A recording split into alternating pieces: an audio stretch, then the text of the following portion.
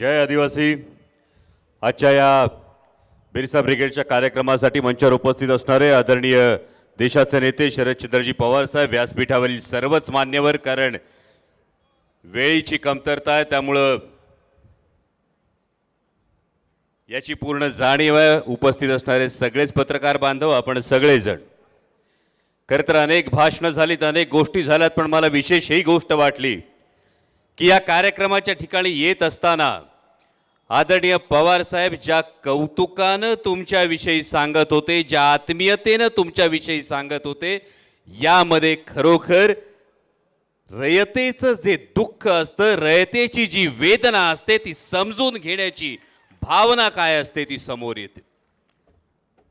आणि अनेक भाषण ऐकले। आमचा प्रवीण तर म्हणजे अक्षरशः कुठे गेला प्रवीण? म्हणजे पावनखिंडीचा जो इतिहास ऐकला होता ना, दोन्ही हातात पट्टे चढून बाजी प्रभू लढत होते, तसं प्रवीणचं भाषण ऐकताना वाटलं। पण या सगळ्या भावना असताना मगाशी आमदार साहेब बोलताना बोलले आदिवासींवरचा अन्याय होता कामा नये, पण हाच अन्याय समजून घेताना त्या इतिहासाच्या खोलात सुद्धा जाण्याची तेवढीच गरज आहे। म्हणजे या देशाच्या मूळ मालकांना, या आदिवासींना जे वनवासी म्हणतात, त्यांच्या मांडीला मांडी लावून जर बसणार असू तर आदिवासी बांधवांना न्याय देता येणार नाही, याची जाणीव आणि याचं भान आपल्याला असणं तितकंच गरजेचं आहे।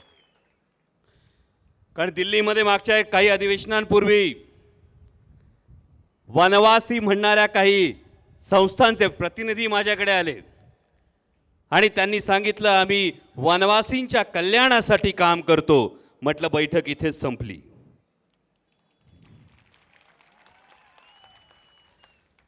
म्हटलं बैठक इथेच संपली म्हटल्यानंतर त्यांनी विचारलं का बैठक संपली? आम्ही तर कल्याणाविषयी बोलतोय।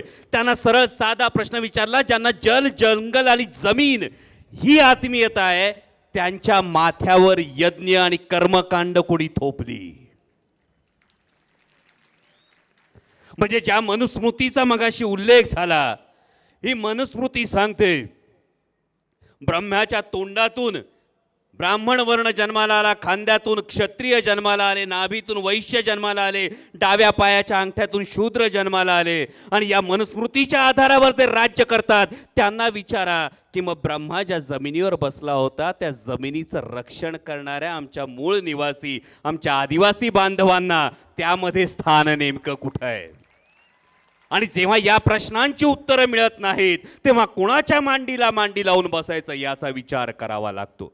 म्हणजे मगाशी आमदार लहामटे साहेब सुद्धा बोलले, बेनके साहेब सुद्धा बोलले, जेव्हा खरोखर रस्त्यावर उतरायची वेळ येते त्याच वेळी, त्याच बरोबरीनं ज्या विधिमंडळात आपण बसला आहात, जर आदिवासींचं बजेट संकुचित होत असेल तर राज्याच्या अर्थमंत्र्यांना आग्रहानं विनंती करून माझ्या आदिवासी बांधवांसाठी भांडणं सुद्धा तुमच्या हातात आहे, याची आपण सगळेजण जाण ठेवाल।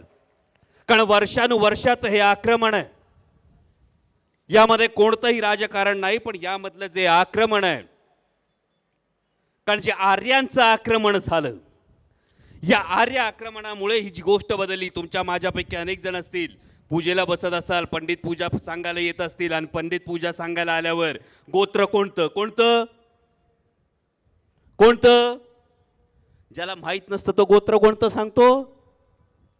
काश्यप। सगळे सांगतो का नाही? कुठून आलं काश्यप गोत्र? कधी विचारलेत प्रश्न? पुरोगामी विचार म्हणजे कुणाला विरोध नाही, पुरोगामी विचार म्हणजे प्रश्न विचारणं असतं। कधी प्रश्न विचारला काश्यप गोत्र कुठून आलं? तर काश्यप आणि दती यांचे जे पुत्र झाले त्यांना दैत्य म्हटलं जातं। काश्यप आणि दनू यांचे जे पुत्र झाले त्यांना दानव म्हटलं जातं। म्हणजे तुमचं माझं सगळ्यांचं गोत्र जर काश्यप असेल तर तुम्हाला आणि मला दैत्य म्हटलं जातं। आणि दिवाळीला इडापिडा टळू दे, बळीचं राज्य येऊ दे असं जे म्हणतो, तो बळी राजा दैत्य राजा होता। इथला फरक आधी समजून घ्या। तुम्हाला आणि मला या चातुर्वर्ण्याच्या चौकटीतून बाहेर जे ढकलतात, ज्यांनी बाहेर ढकललं आणि ज्यांना पुन्हा मनुस्मृती आणायची आहे, त्या सगळ्यांच्या कोणाच्याही मांडीला मांडी लावून बसताना 10 वेळा विचार व्हायला हवा. आणि जर हा विचार झाला तर त्या कोळी चौथऱ्याची खरी प्रेरणा येईल की जिथे अन्यायाविरुद्ध आवाज उठवला जातो, जिथे अत्याचाराविरुद्ध आवाज उठवला जातो, जेव्हा जातीपातीच्या वरवंट्याखाली देशाचं हित चिरडलं जातं, म्हणजे जातीला जातीच्या विरोधात भडकवा, धर्माला धर्माच्या विरोधात भडकवा. मगाशी बोलताना रोजगाराचा जेव्हा विचार झाला तेव्हा या रोजगाराचा विचार समोर आला नाही. आणि म्हणून या कोळी चौथऱ्याला अभिवादन करत असताना हे कुठलं तरी जे धर्माची जोखडं जी आहे, जातीची जोखडं जी आहेत आणि या पलीकडे जाऊन समाजाला एकमेकापासून तोडण्याचा जो विचार निर्माण होतोय, हा विचार सोडून जोपर्यंत आपण शिक्षणाची कास धरणार नाही, जोपर्यंत आपण विकासाची कास धरणार नाही, तोपर्यंत प्रगती नाही. ही खरी प्रेरणा या चौथऱ्यातून आपण घेऊ. आणि त्याचबरोबर वर्षानुवर्ष तुम्हाला आणि मला विकासाच्या वाटेच्या पलीकडे ढकलणाऱ्या शक्तींविरुद्ध, त्या धर्मांध शक्तींविरुद्ध जेव्हा आपण एकजूट करू, तेव्हा वर्षानुवर्षाची गुलामगिरी झोकळून देण्याची, ती उखडून फेकण्याची ताकद आणि ती खरी प्रेरणा बिरसा मुंडांची असेल, ती खरी प्रेरणा राघोजी भांगरेंची असेल. आणि ही प्रेरणा आपल्या सगळ्यांना लाभो. आणि त्याचबरोबर अनेक मुद्दे आहेत आदिवासी समाजासाठी हे करत असताना. पेसा क्षेत्रात असलेल्या सामूहिक वनदाव्यांच्या कार्यवाहीचे मुद्दे आहेत. फक्त रस्त्यावर भांडण्यापेक्षा आमच्या आदिवासी बांधवांचे हे सुद्धा प्रश्न सोडवा. हिरडा पिकाचं जे मार्केट लिंकेज आहे हे होणं गरजेचं आहे. त्याचबरोबर जुन्नर, खेड आणि आंबेगाव मधली रेड झोनमध्ये गावं गेलीत अतिल जल उपसामुळे.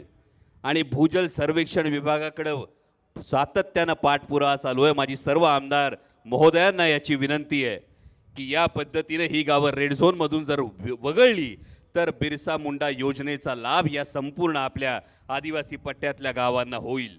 आणि अशा पद्धतीनं या विकासाची वाट धरत असताना बिरसा मुंडा ब्रिगेडनं जी वाट जोखली आहे ती म्हणजे क्रांती ही केवळ शस्त्रानं होत नाही, तर शस्त्राची धार ही जेव्हा विचारांना येते तेव्हा त्या विचारांनी ही क्रांती होते. आणि हा विचार या नवीन पिढीत रुजवल्याबद्दल सतीश दादा पेंदाम आपलं मनापासून मी आभार मानतो. आणि याच पद्धतीनं ही सर्वसामान्यांच्या हक्काची लढाई, जल, जंगल आणि जमिनीची लढाई आदरणीय पवार साहेबांच्या मार्गदर्शनाखाली, नेतृत्वाखाली अशीच पुढे चालू राहील अशी अपेक्षा व्यक्त करतो आणि थांबतो.